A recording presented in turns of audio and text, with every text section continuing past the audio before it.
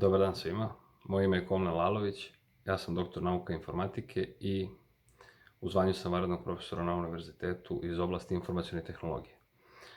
Želim ovim putem da dam par savjeta ljudima koji koriste platne kartice, kao i da ohrabrim one koji to ne čine, kako bi se izbjegao ovaj fizički kontakt u ovo današnje vreme pandemije, vanrednog stanja i generalno neke malo podignute panike u društvu.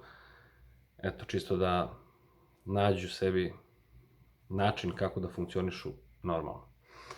Pre svega, želim da kažem da su platne kartice potpuno bezbedne, da ih trebate koristiti u što većoj meri i da one ne zahtevaju nužno fizički kontakt.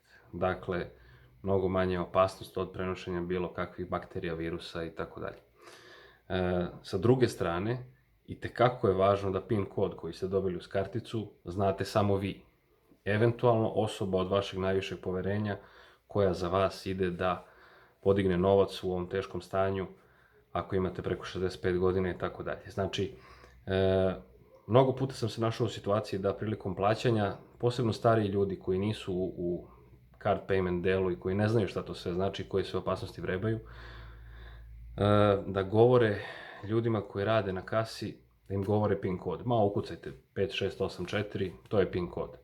Pored toga što je to apsolutno pogrešno, jer neko može zloupotrebiti to u slučaju da dođe u fizički posjed vaše kartice, on može nebrojeno puta izvršiti transakciju i skinuti vam sav novac.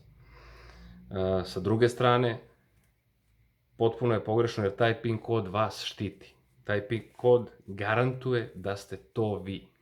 Znači, unošenjem četvorocifrenog PIN koda vi ste potvrdili da ste vi vlasnik te kartice i tog novca na računu.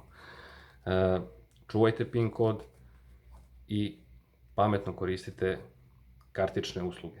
Sa druge strane, ljudi koji ne koriste kartice, i ja često kažem oni koji beže od bankomata, apsolutno je pogrešno.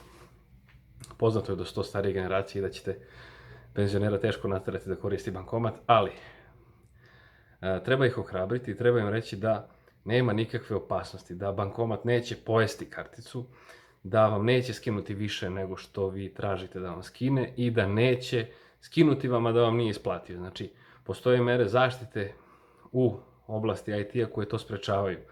Da vam sad ne detaljišem neke rollback funkcije koje vraćaju sve na prethodno stanje i tako dalje.